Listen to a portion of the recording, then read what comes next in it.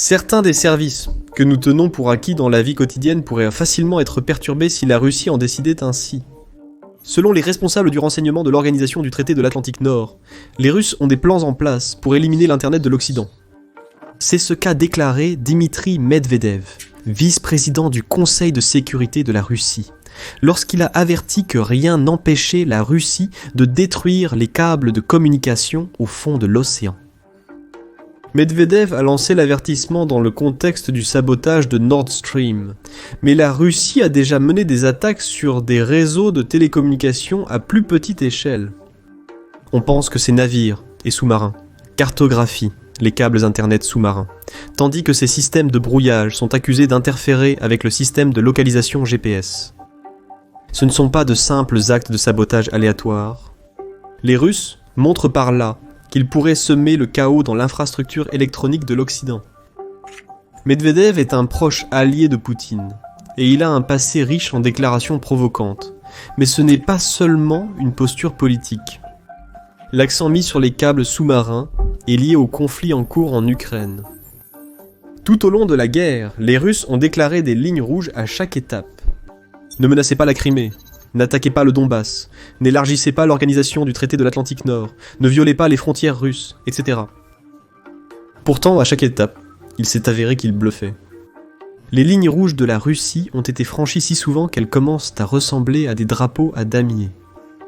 Maintenant, la Russie veut franchir certaines limites de l'organisation du traité de l'Atlantique Nord et voir comment ils réagissent. Ils appellent ça la gestion de l'escalade. Une partie du conflit consiste à savoir et à planifier où se trouve l'infrastructure critique de l'ennemi. C'est justement ce que fait la Russie. Néanmoins, cela réduit la sécurité de tous. Le problème avec ce type d'escalade, c'est qu'il suffit qu'elle se passe mal une seule fois. Dans chaque économie avancée, la vie numérique est la norme, et ce depuis un certain temps.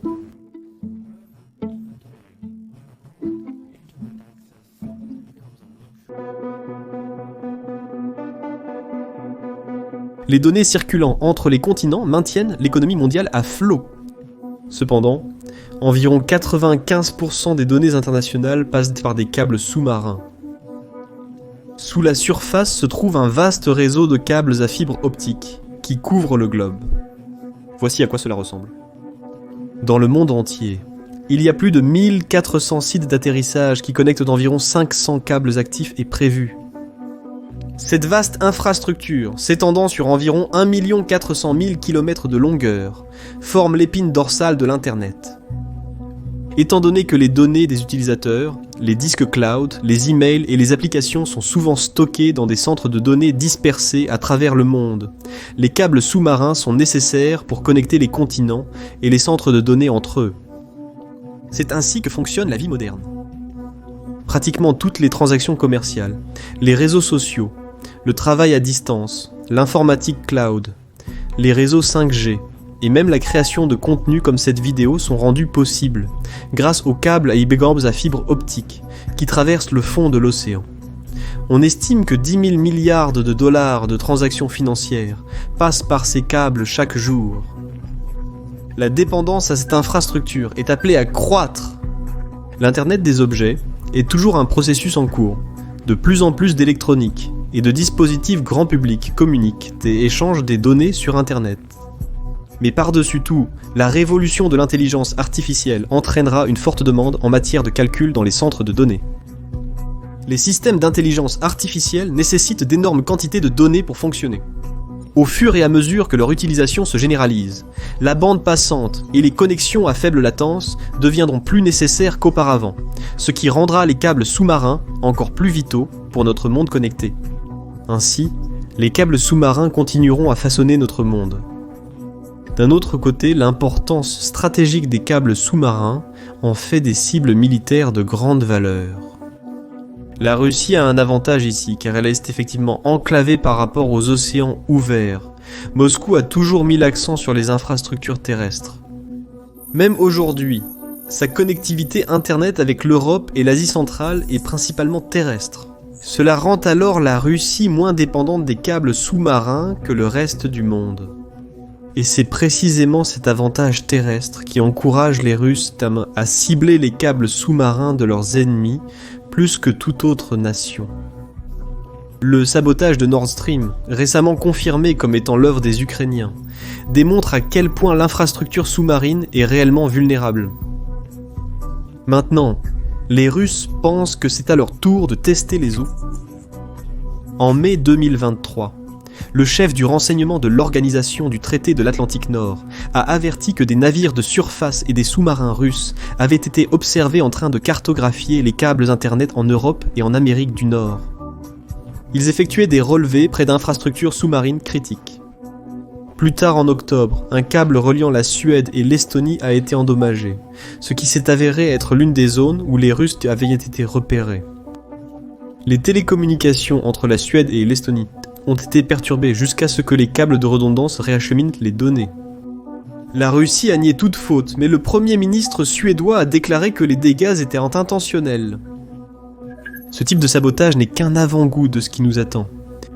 Si les câbles de l'océan Atlantique, de la mer du Nord, ou même de la mer Baltique étaient endommagés ou désactivés, des pans entiers des services Internet que nous tenons pour acquis seraient anéantis. Cela inclurait les appels, le streaming et les transactions financières. Le monde tel que nous le connaissons ne serait plus jamais le même.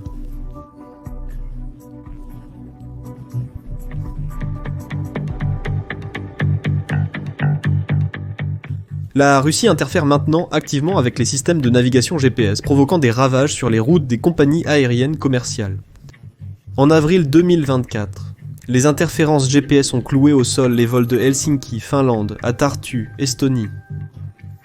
La Russie a été accusée d'attaquer les systèmes de navigation GPS, mais a nié toute implication. La ciblage des systèmes GPS et des câbles sous-marins fait partie de la politique de zone grise de la Russie, qui tourne autour d'actions secrètes qui restent en deçà du seuil d'une guerre ouverte. Ces actions sont nuisibles, mais pas assez pour riposter et risquer une guerre totale. La politique de zone grise est l'espace entre la paix et la guerre, à condition qu'il y ait une dénégation plausible. La Russie a longtemps développé sa capacité de zone grise et est devenue plutôt bonne dans ce domaine. Ce qui lui manque en puissance militaire sur le champ de bataille, elle le compense largement par des interférences en zone grise. Même sous cet angle, les câbles sous-marins sont parfaits pour les tactiques de zone grise.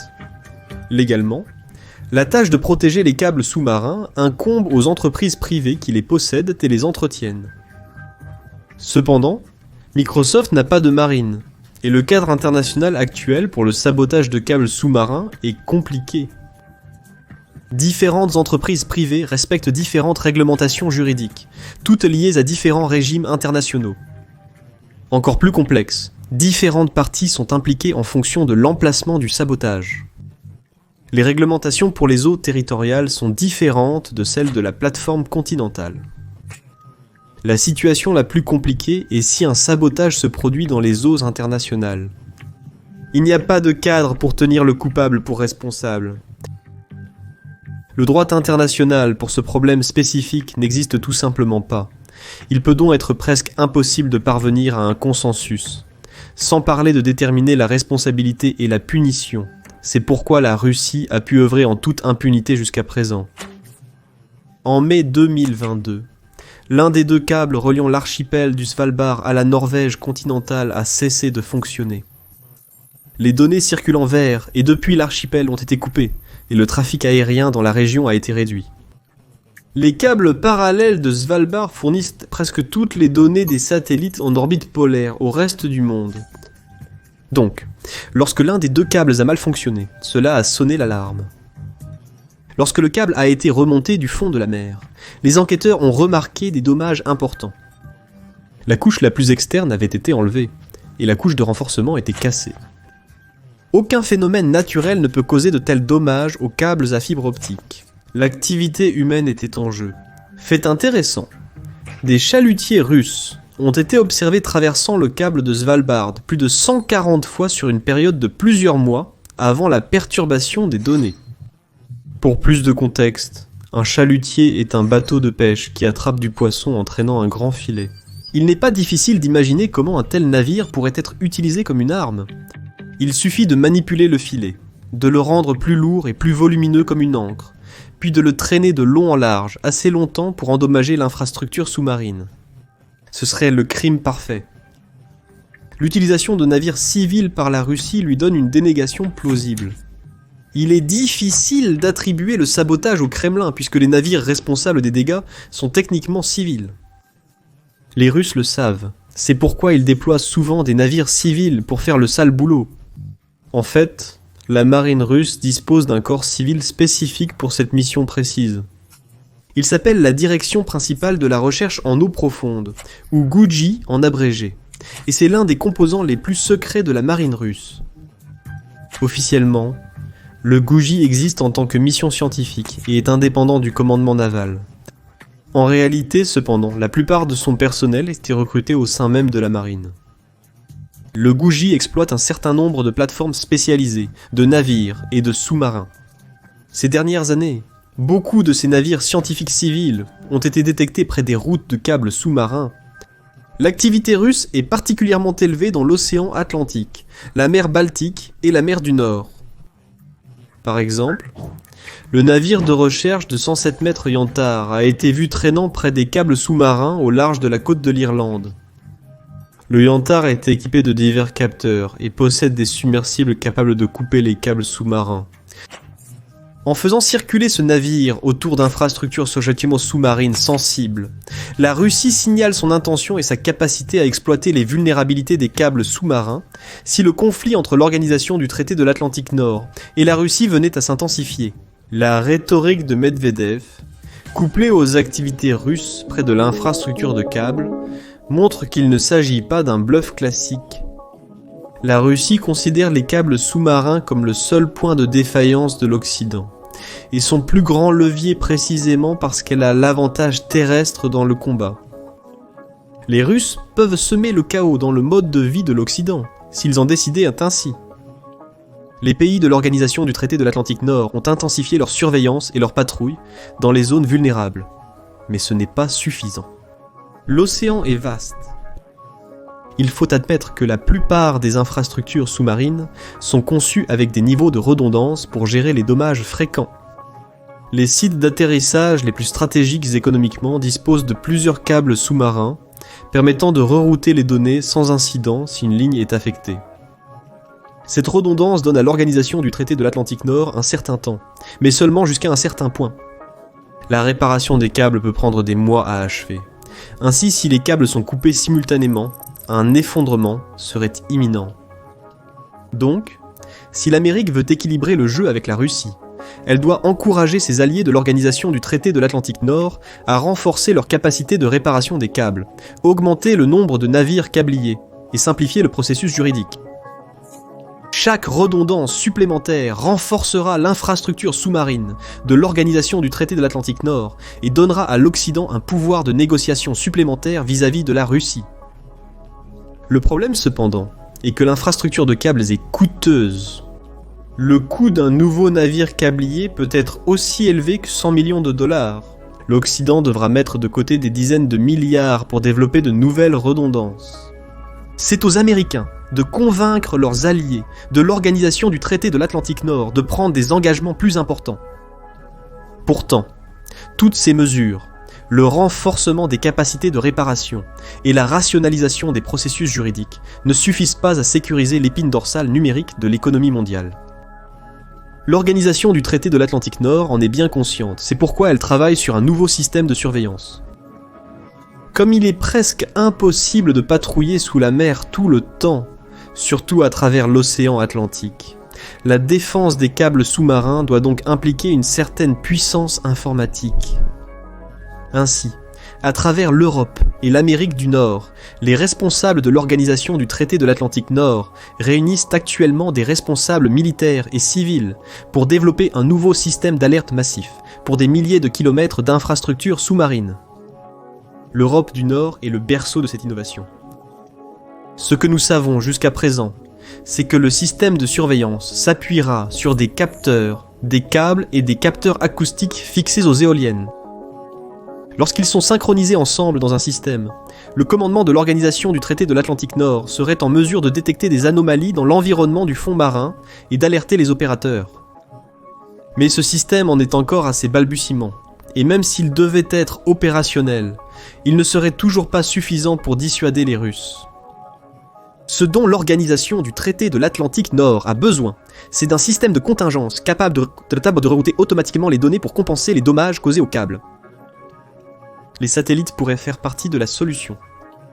Ces dernières années, des milliers de satellites ont été lancés en orbite pour étendre la couverture Internet à travers le monde. Starlink d'Elon Musk prévoit d'avoir 42 000 satellites en orbite d'ici 2027. Le Project Kuiper d'Amazon vise 3000 satellites et OneWeb de Grande-Bretagne vise jusqu'à 1600 satellites.